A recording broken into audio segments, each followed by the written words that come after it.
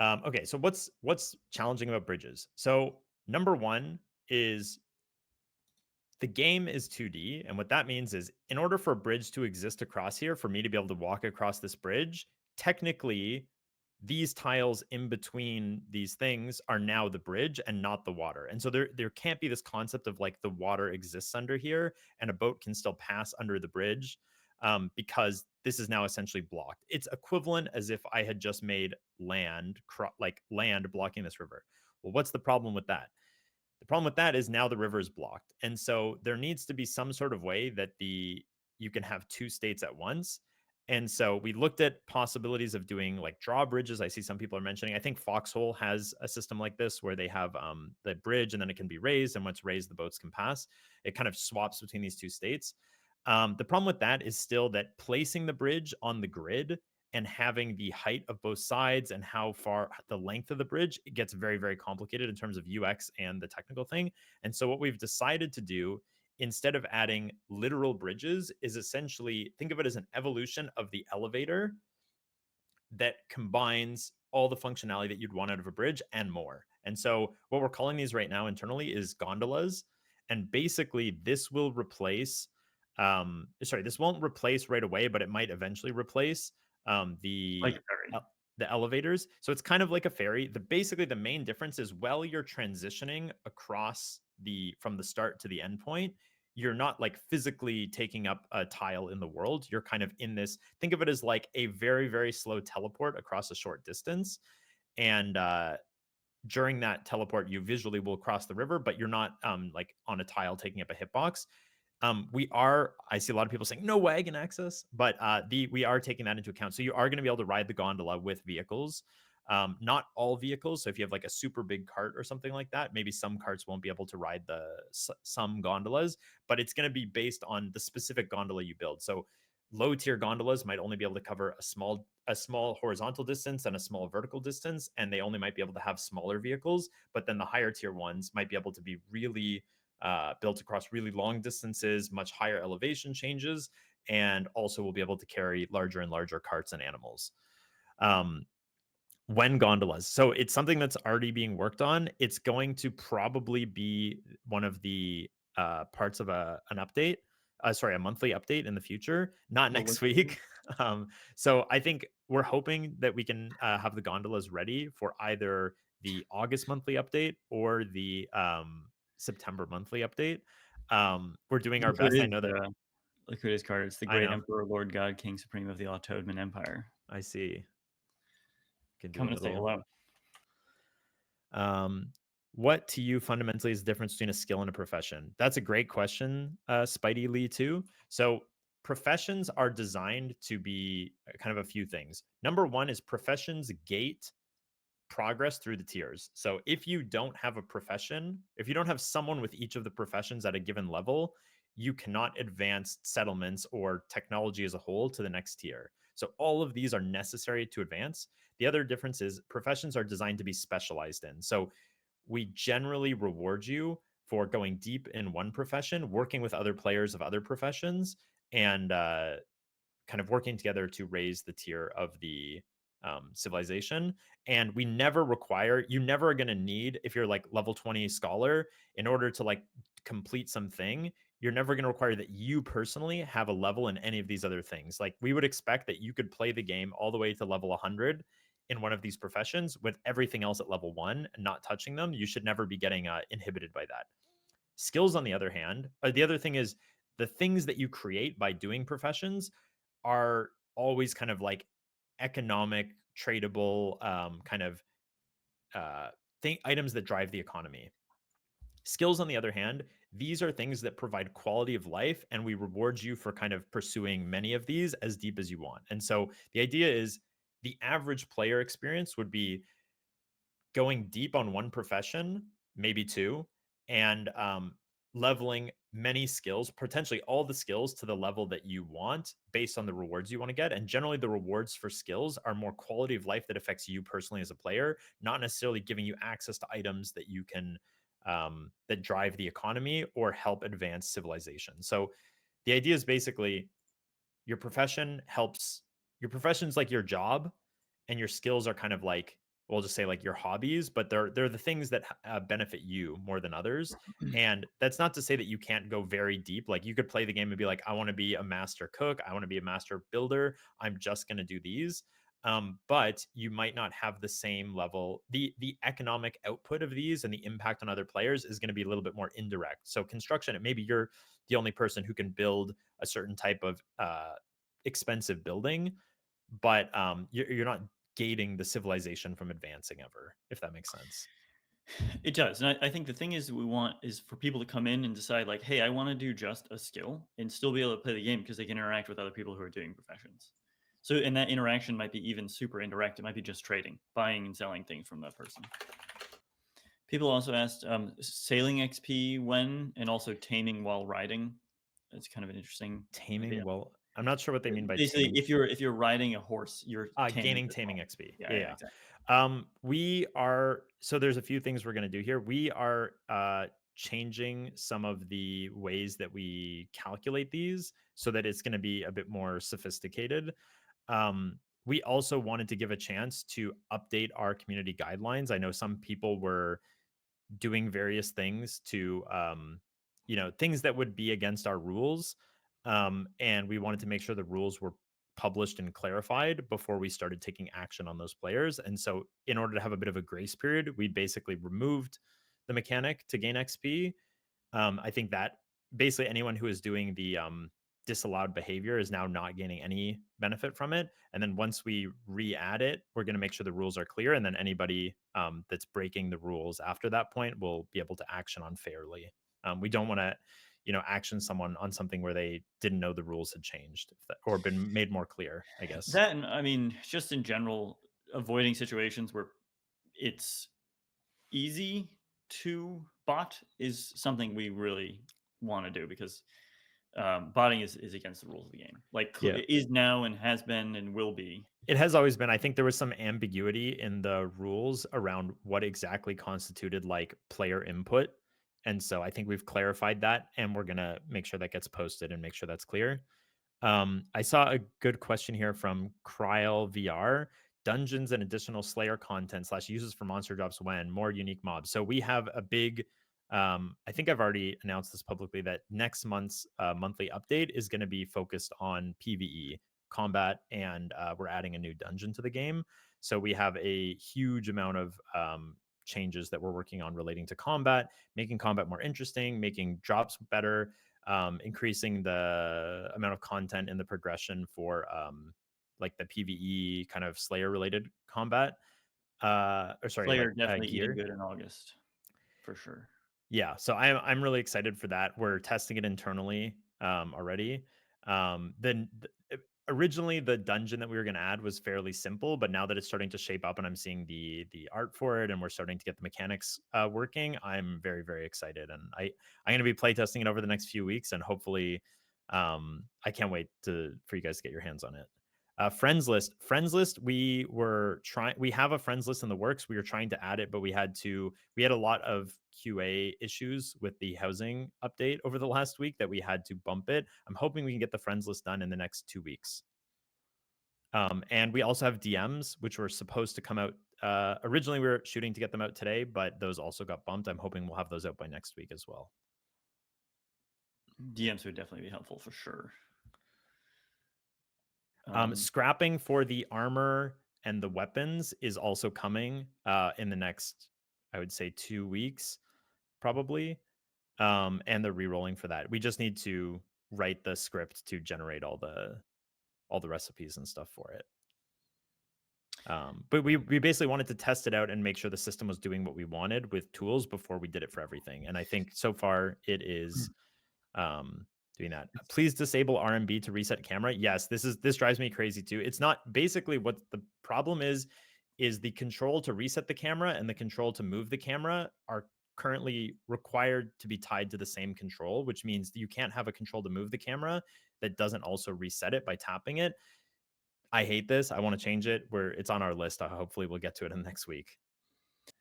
We've been doing our best on moderation. I think we can do much better. We're gonna be working on that. Yeah, For do you sure. want to talk a little bit about what our plans are for that over the next week or so? Yeah, and I think we want to put it out in an announcement where we can kind of think about it. But basically, we've learned a lot in a month. Also, have spent a lot of time on weekends. We have some community guidelines. They're pretty non-specific. They help us make things, but we want to make sure we're having uniform and clear rules, and that we enforce them as uniformly and clearly as we can. So anybody who is upset about that. But it's been fascinating to see how many different ways people can toe the line, like sort of step the line, and see where they can push it. But fairness is a goal, not necessarily. We can't get in and adjudicate everything.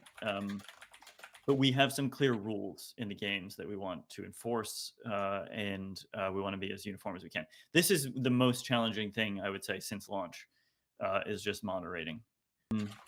Dev behind BitCraft guide here. Thank you for the official developer program. Enjoying the game a ton and building tools for even more. Cheers from Canada. Thank you so much, Orange Vest. Appreciate that. So I was gonna say we could go try and check out a house. All right, Okay. looks like I'm getting taken on a bit of a. I'm getting hijacked. I don't know where they're taking me. Few questions in chat here. Any plans for solos? Obviously, I know that's not what the game was made for, but so I would say in a lot of ways the game is also made for solos. I would say the addition of housing should make it much more compelling to play as a solo player because you can basically go to a populated town, you can go buy a house deed, move your house into this town, and now you essentially have your own personal space that's not a claim that requires maintenance and requires this huge burden of building.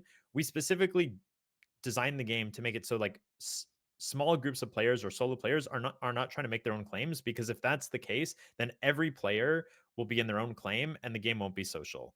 And so we're trying to create these social systems that mirror kind of group collaboration that you see in the real world. And part of that is settlements need to be populated so that you can have co-location with other players, so you can do trade and do all this other stuff.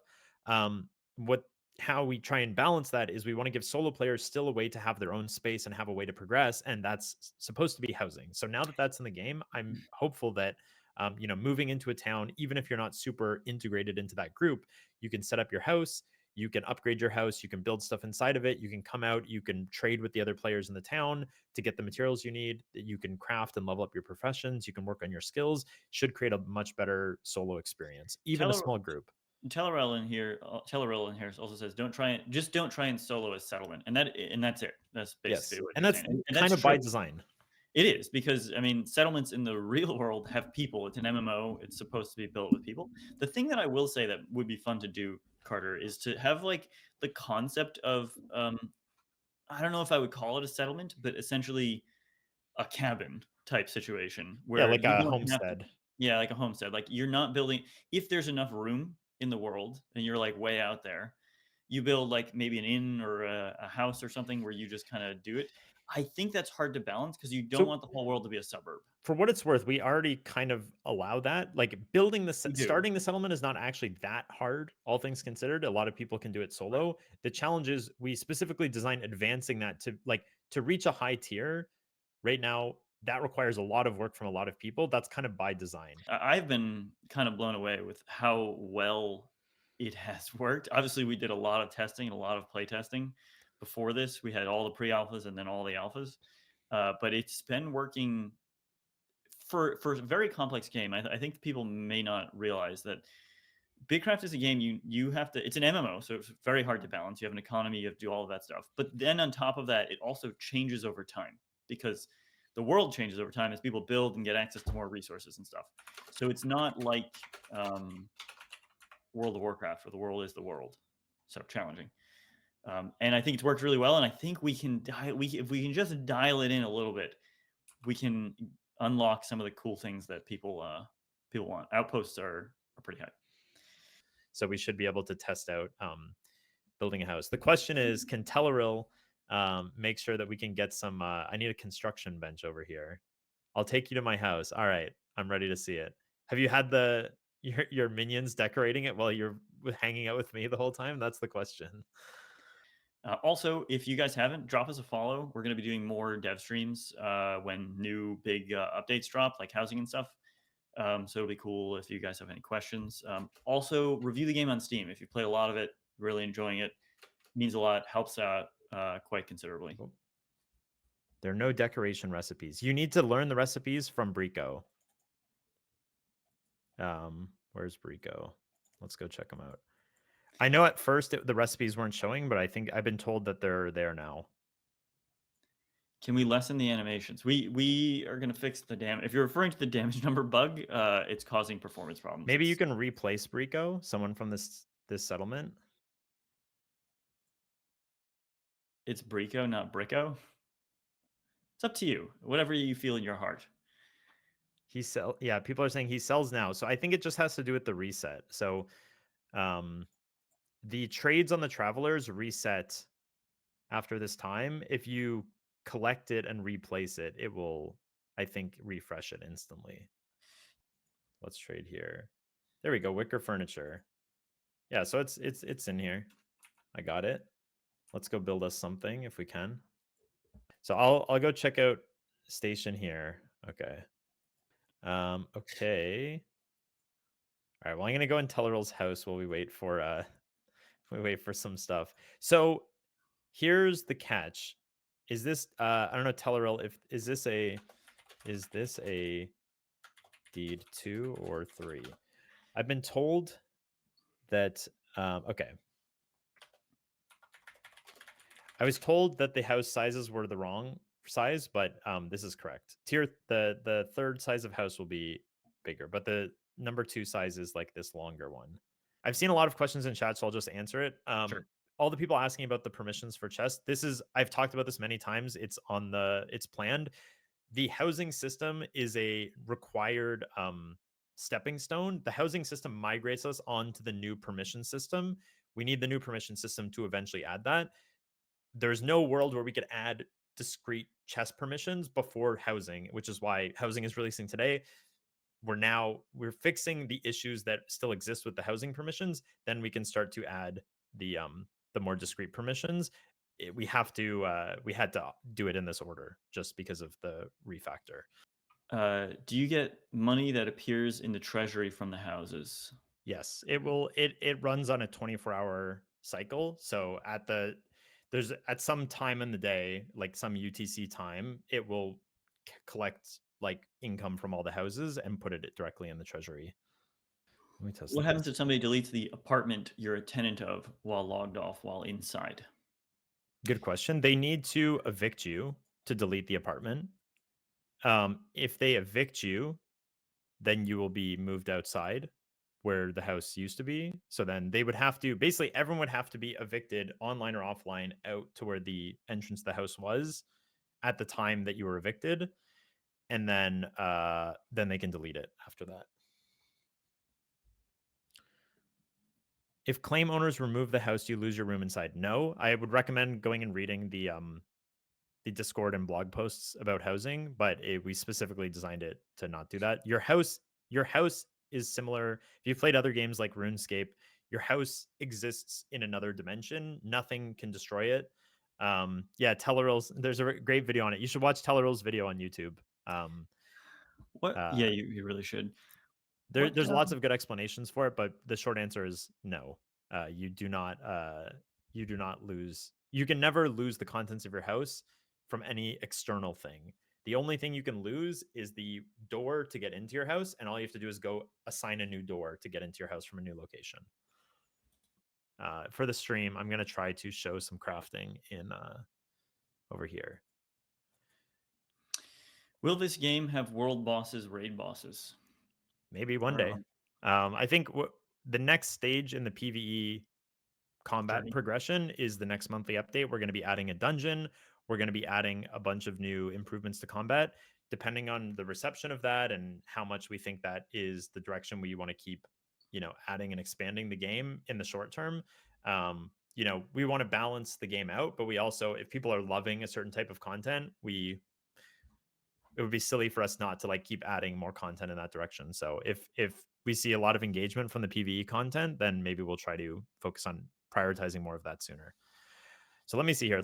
I would like to get some stuff in my house here. So I think I have some of these materials lying around. Cosmetics, mass patterns, dyes, things of that sort, please. We've got so much. So many. Uh, We've got a bunch of new hairstyles. We've got a few more pets ready to come out soon. So we basically there's so much stuff that's on the verge of being ready. It's just the monthly update is a lot of like new systems that requires a lot of testing, which basically puts a lot of easy to add like content stuff kind of on the back burner. With the monthly update out, we're obviously starting working on the next monthly update, but we're also going to crank out a whole bunch of easy content stuff. So let's see here. Let's make some furniture for my house. What do we need here?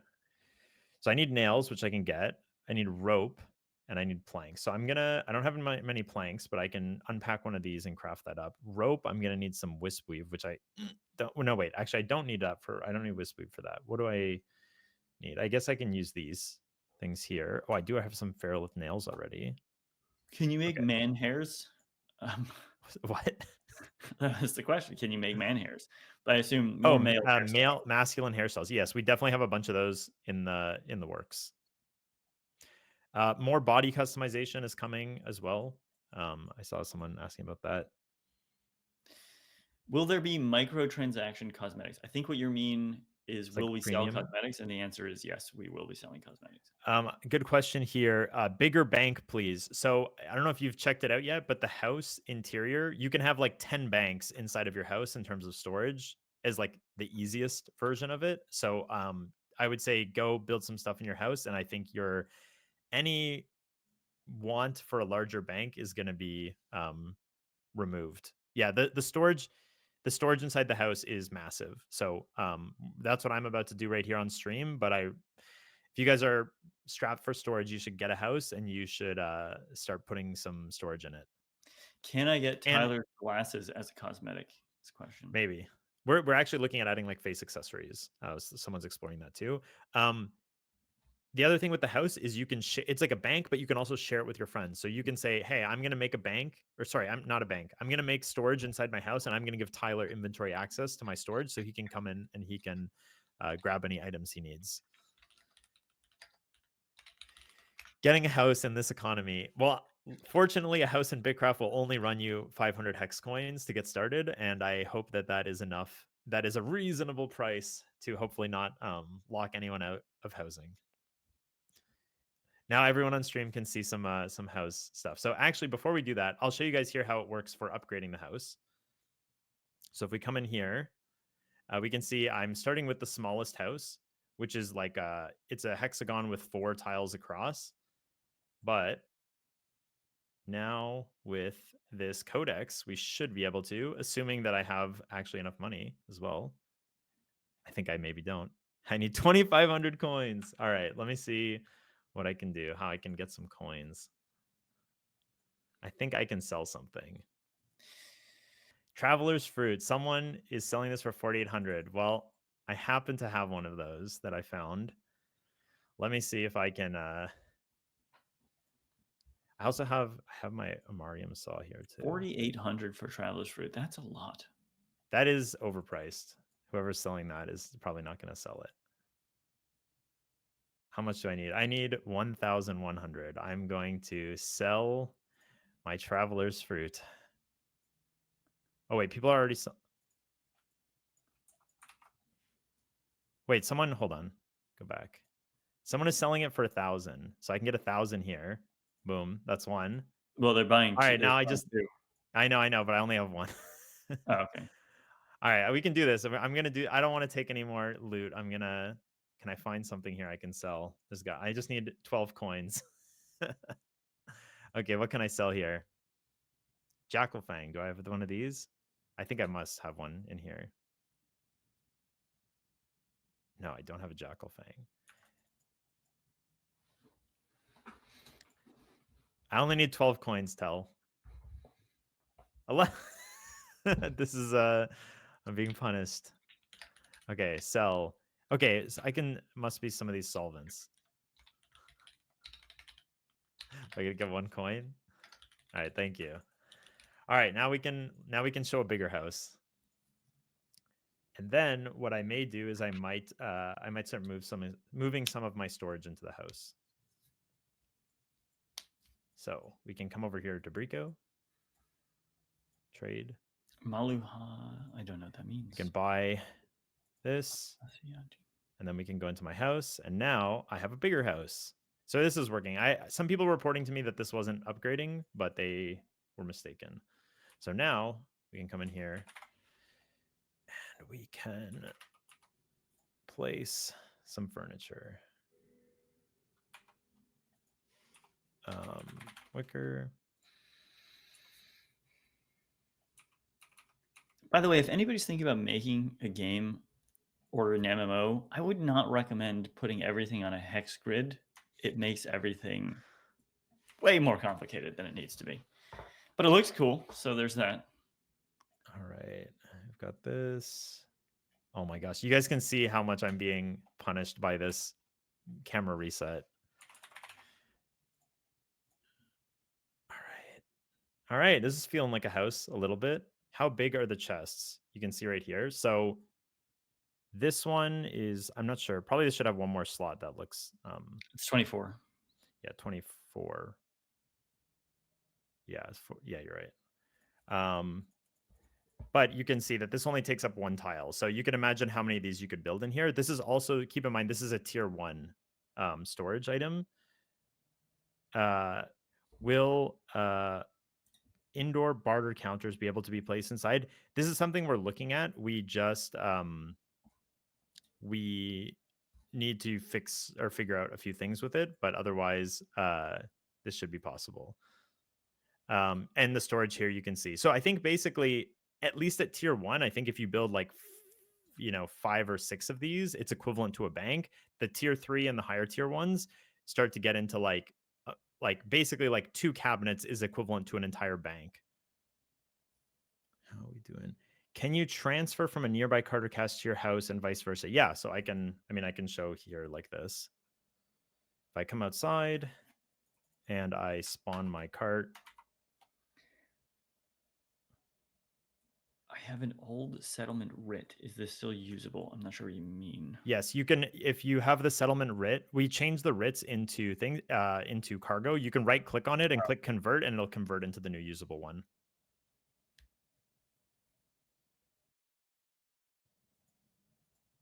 So here you can see I can bring my card in here. I can open it. I can put this stuff in it. I can come over here. I can open this. I can move this stuff across. Oops. In here. I can come over here. I don't have anything here, but I could put stuff in here. So yeah, you can transfer stuff. Can you show us the housing permissions? I certainly can. Let's go take a look at that. So probably right now there's like a little, is there still a party happening in my house? There is. These guys are all trying to jump on my bed. So what I can do here is I can right click and go interact. And now I can see who is living here. Well, me and these people. I can look at the full directory here. I can request to visit this guy's house. Because you see here, Blip, Dinson, Minch. If I do the full directory, SinPip is not in that full directory because he's not accepting visitors, or they're not accepting visitors. But if I request access, then they'll get a notification. If I come to my house here and edit my permissions, I can go under visitor, and I can, right now we have everyone has visitor access. What I could do is I can X that, and now nobody can enter my house. And I'm guessing so right now players are not automatically ejected, but if you move your house within the claim, we're going to make a way to like eject everyone from your house in the future. Please allow me to get the cart and wagon at the same time. We'll think about that. I mean, right now we only allow one of each type of deployable at the same time, and those are considered the same category. In-game chat translation. So a couple of things. One is we want to localize the game in a bunch of different languages. And that's a major goal for this year for sure. I think we had it on the roadmap. Did we have that on the roadmap, Carter? I don't remember if it. Yes, it's on the roadmap. Okay, it is on the roadmap. That's really important. We want to. There's a lot of people. Like we have a lot of actually Japanese players who can't even type in chat, which is very sad. So we want to fix that. We want to add localization. I think it would be amazing to do like auto translate. Fortunately, the world of technology has progressed to the point where like that's not really that hard. So I would really like to do that. Um, Tyler, do you have any idea why the Japanese audience is kind of like big? I do not know. I know that they're crazy about it on Twitter. I mean, they post about it on Twitter all the time. Um, so it's pretty cool. And I think we'd love to be able to support them at being able to talk to each other in the game. Because right now that's a huge nerf. Just wanted to drop by and say how awesome the server architecture is. The fact that you guys had zero downtime with the monthly update was amazing.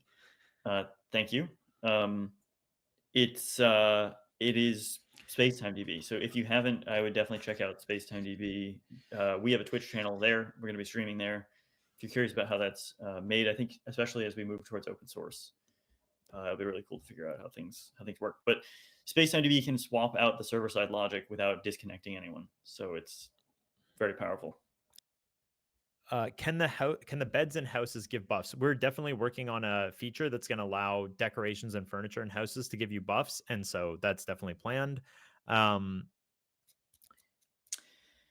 There's one more here. Is Worm an inspiration? Some of this game Worm. is Worm, but way better. I've actually never played Worm. No, that's Yeah. maybe not true. I maybe played Worm once, found it was a hellscape, and like was like, I don't know what to do. Yeah. But I would maybe say you had a similar experience, right, Carter? yeah, I would say Worm is definitely an inspiration. Worm is a game that had a pretty big impact on me, and I know one of the other designers. We actually played Worm probably like I don't I know, actually 10, didn't know 10 or that. 15 years ago. Um, yeah, and so there's a lot of interesting things about Worm, uh, and there's a lot of lessons in Worm that we're trying to fix. Of like, hey, Worm did something this way, and this is the outcome. How do we have a different outcome? Like, what can we keep the same, and what do we have to change to have a different outcome? Haven and Hearth is another one. I'd say Haven and Hearth I played a lot more than I played Worm and other ones.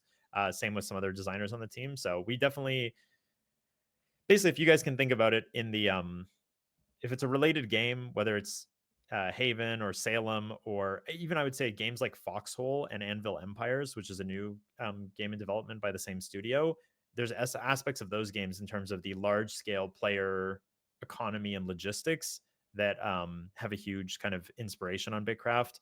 I would say lots of aspects of like OSRS. I would say OSRS and Guild Wars 2 are two MMOs that I think do progression really, really well, as far as not invalidating old content and kind of constantly expanding the breadth of the game. So we definitely, those are the games that we're trying to emulate. But really, Bitcraft is a mixture of a lot of aspects of other games. I would say EVE Online is another game that we take inspiration and design reference from.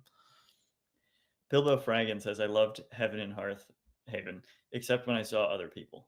Yeah, Which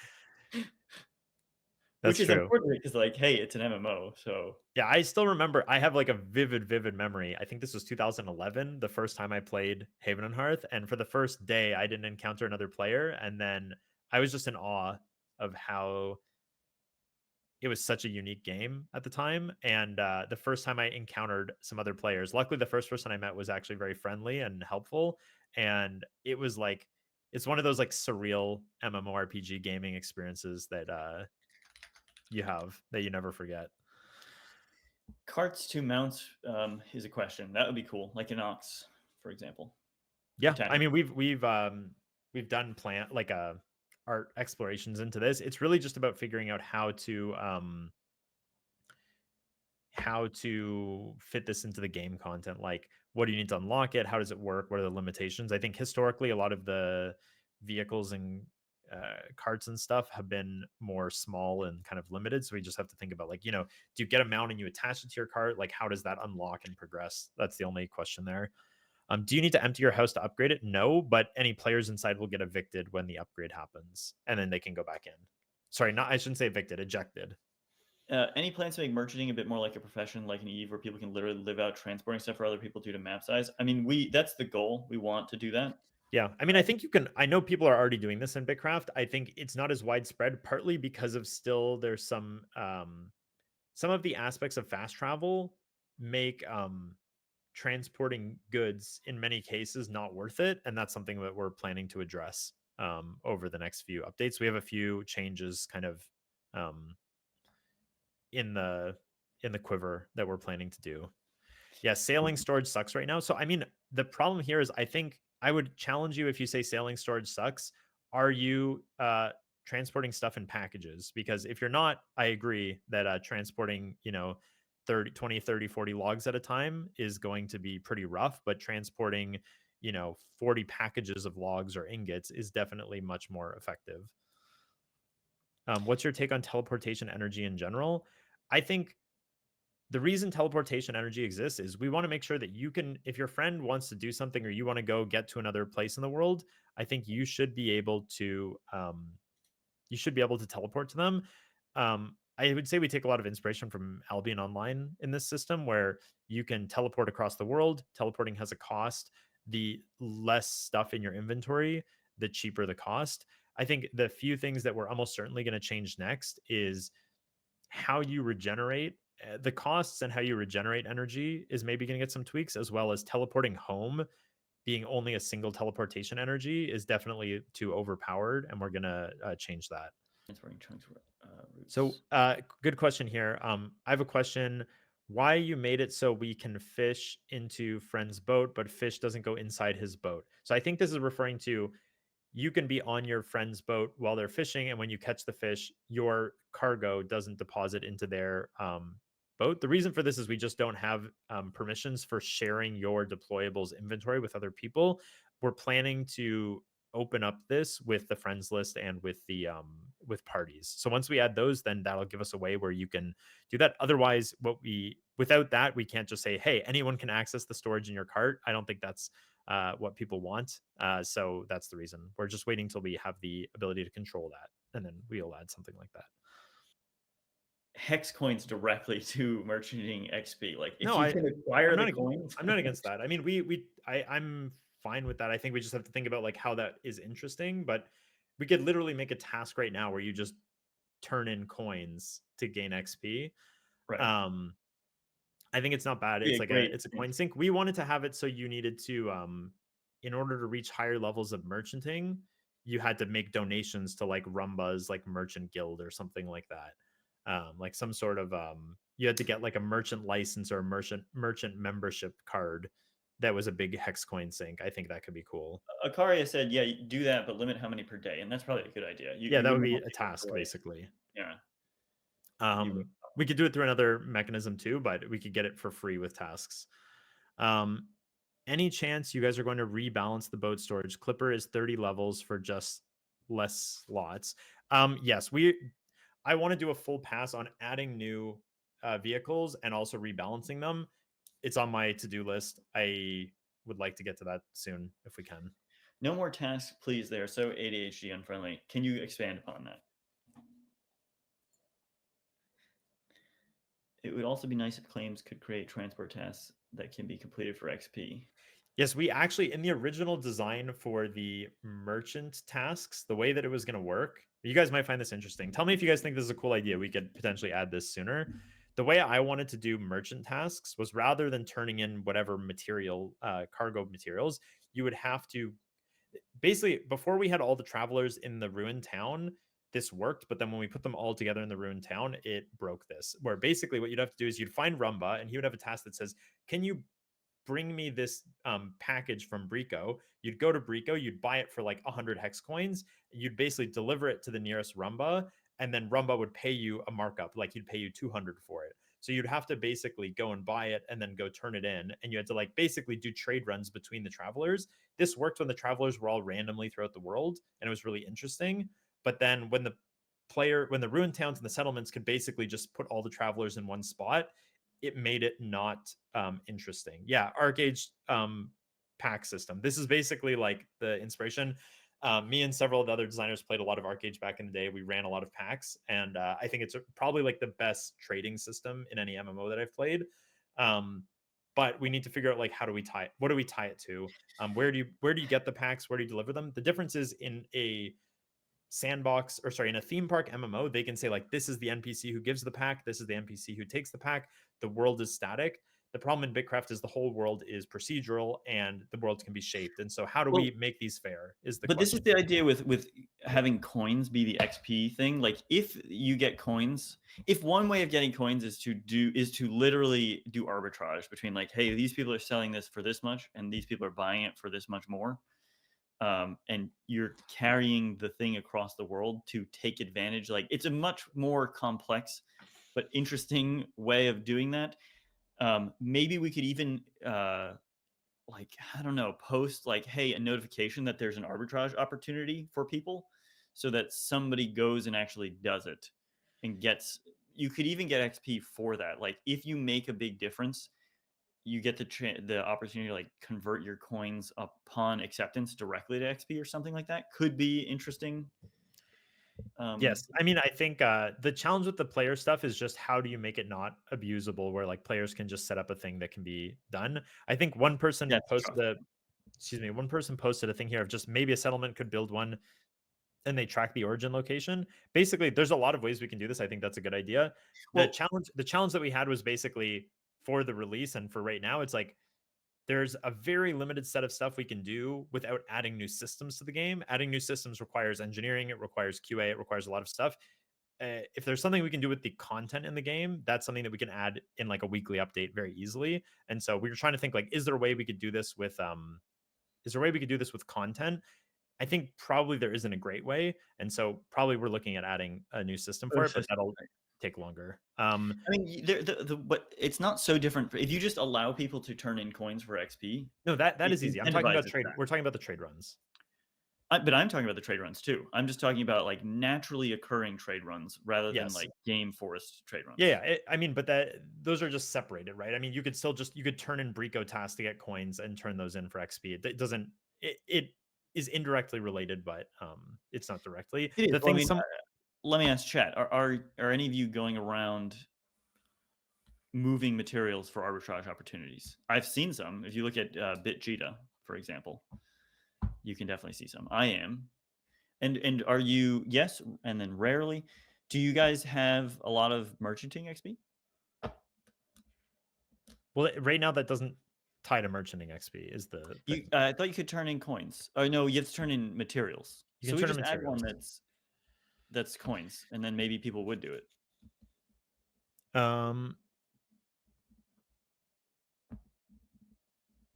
Yeah, so someone asked about like let me see what they said exactly. There just isn't much worth to moving stuff outside of region because of the limitation of boats. Boats, in my opinion, should have more storage than the equivalent cart or wagon.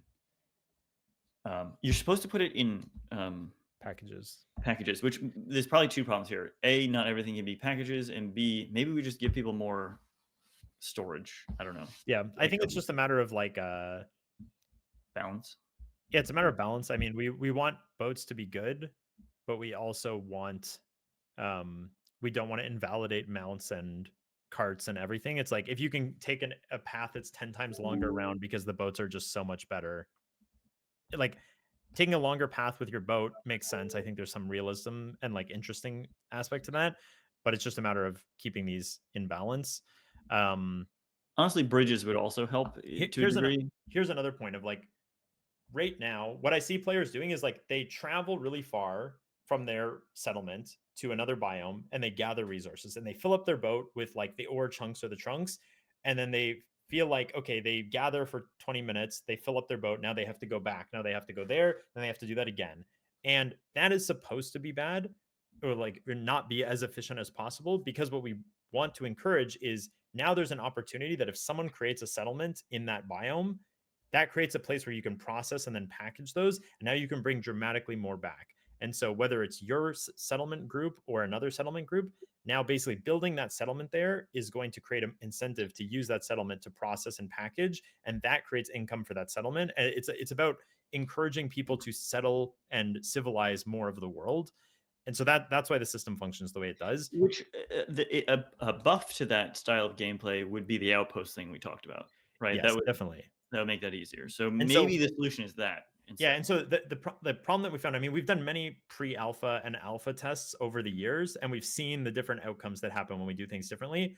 when you just make the boats better, then instead, no, everyone builds their settlements in the same spot in the most central part of the region, and the outskirts never get like everyone's just trying to build on top of each other in the most central areas because you never want to settle or make outposts in these other places. You just go there, gather full inventory, bring everything back. And that's the reason why you get so much cargo now. That's the reason why packaging is so much better than transporting raw cargo, is because we're trying to create the incentives to go build these settlements, build these outposts out in the outside areas. Part of that is we need to give you the ability to package everything. We need to probably give you the ability to build specialized claims. These are things that we need to do to make this better. And so Yeah, I think that I'm that's not probably saying, the real solution. I definitely don't want to say like you guys just need to play differently, because there's stuff that can be better in the game. Do you But guys not have that's phones? vision. Yeah. Do you guys? Yeah. Uh, sorry. No, Heard the- I think some stuff to sailing too. Like if you could ride the wind on sailing, and you could, having more people on your boat could like help you sail faster. Um I think there could be a lot more stuff there that would make that more interesting too. You say someone says please it's Ebs says please focus on that. The problem is, for every person that tells us, "Oh, here's something I care about, please focus on this," we get hundreds of those per day, and they're all different things. And so every day we have to listen to the sum of all these things, and we have to decide which what thing, not to do. yeah, which Really. thing are we going to try to do, and what are all the other things as a result of that that we're not going to do. And so, at least not today. And so it's just a matter of like, we have all these boards that we're looking at of like, what thing are we focusing on, and what things at the top, and what things do we unfortunately have to push down a few slots. um BritCraft currently has 2,700 average players. What is your goal in this regard? A lot of players, more players. no, our goal is less players actually. It will, but I mean, the thing is about MMOs is they're fundamentally accumulative. Like, this is the worst the game is going to be. It's not like you ship it and you're done, and you add more content, and that brings back players, and you add more content, and that makes it better for new players, and you keep doing it. I think the key is really the horizontal sort of expansion of content. The way that RuneScape has done it, like OSRS has done this incredibly well, where as they add stuff to the game, it gets better for everyone, even low level players or players who haven't played through the old content and stuff like that. So, hi, I'm a Yeah. new player. Welcome. Thank you. Welcome in. If you like the game, definitely leave a review on Steam. It's very helpful, especially for sending other players to the game as well. And drop us a follow on Twitch. Yeah, I think the thing that I'll say is, in a perfect world, if we had infinite resources and infinite time, we might have decided to not release BitCraft into early access when we did. I think we could have gotten to a point in a year or two from now where BitCraft had a lot more stuff to do, and it was a lot more engaging, that once you started playing, you could keep playing for months and months and months and never run out of stuff to do or never get bored. I would have liked to launch BitCraft at that stage. The thing But is, you kind of this, find out a lot when you release, like when yeah, people are playing it. I think there's a good chance if we didn't launch the game, though, we would have spent those 2 years not working on the most important stuff, exactly as you I think said. that's what it is. Yeah. And so there is some level of basically we we needed to launch the game to basically get players in and help us focus on the right stuff, and also to make sure that we are um, like testing stuff as we build it. And the nature of that is like the game is not finished. I mean, that's the nature of early access, and so we don't expect every player who comes into the game to stay forever yet.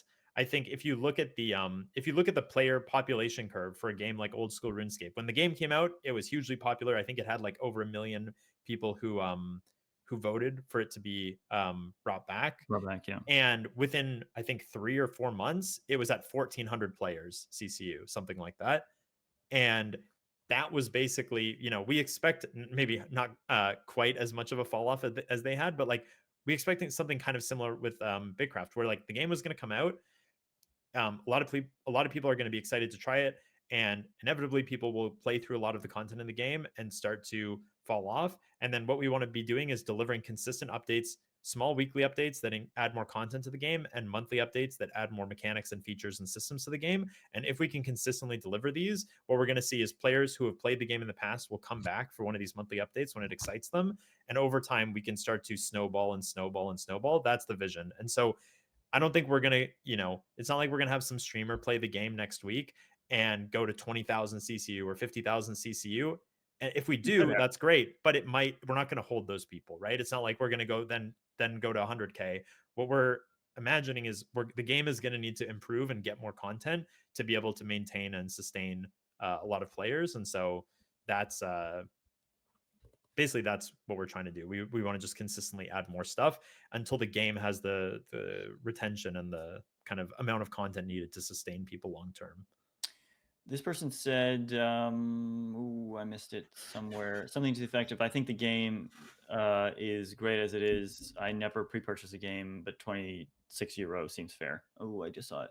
I think the game is already worth the 26 euro for me. Thank you so much. People work hard for their money. We want to deliver something that they get a lot out. Yeah, Uh, I think when I see reviews from people who say, I played 200, 300, 400 hours and like, I'm bored or I can't recommend the game right now, I'm sad. I'm happy that those people played that much and that they enjoyed BitCraft for 400 hours. And I hope that in the future, when we add a bit more stuff to the game, that those people can come back and be excited to try the new stuff we've added to the game. The beauty of an MMO is like the game is far from done. It's only this is me and Tyler used to often say this is the worst version of BitCraft that there will ever be. Every day that's true, because hopefully every day we're making it better. Um, and so that's the dream. And I hope you guys can have fun with the housing update. I'm really excited about it. I'm excited to see um, what people do with it. And I guess just be aware that we have like so much more content coming for housing. We had to be with all the testing we were trying to do on the systems, we had to be very kind of limited on how much content we added to the game. But now that the systems are mostly in and we'll get a few things fixed, we can add a lot more of the content. So like the larger houses, the apartments, the more tiers of furniture. We have like 2 or 3 more tiers of furniture. We have all the art done. We just need to have the designers integrated into the game. Yeah, so I'm really excited for that. Awesome. All right, thanks everybody. Have a great day and enjoy BitCraft. Feel free to post some feedback in the Discord. I'd love to hear what people think about housing. If you guys have ideas for like stuff you'd like to see added, I'm always curious to see what people have in mind. All right, cheers.